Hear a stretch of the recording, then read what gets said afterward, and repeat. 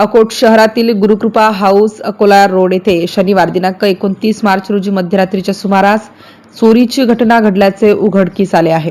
प्राप्त माहितीनुसार नितीन चांदेकर हे गुरुकृपा हाऊस अकोला रोड येथे भाड्याने राहतात।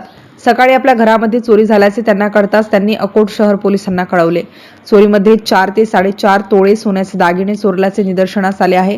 त्याचप्रमाणे फरकाडे नगर भागात दुसरी घटना बुधवार 26 मार्च रोजी मीरा तायडे यांच्या घरी घडली। अज्ञात चोरट्यांनी घरामध्ये कोणीही नसल्याचा फायदा घेत दरवाजाचे कुलूप तोडून सुमारे 1.5 ते पावणे 2 लाख रुपयांचे सोन्याचे दागिने अज्ञात चोरट्यांनी लंपास केल्याची घटना घडली आहे।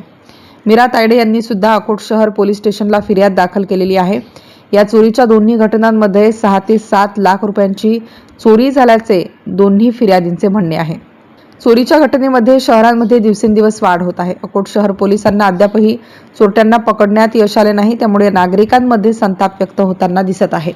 MCN न्यूज मराठी करिता विशाल आगरे, अकोट शहर प्रतिनिधी। गजानन तायडे बोलतो।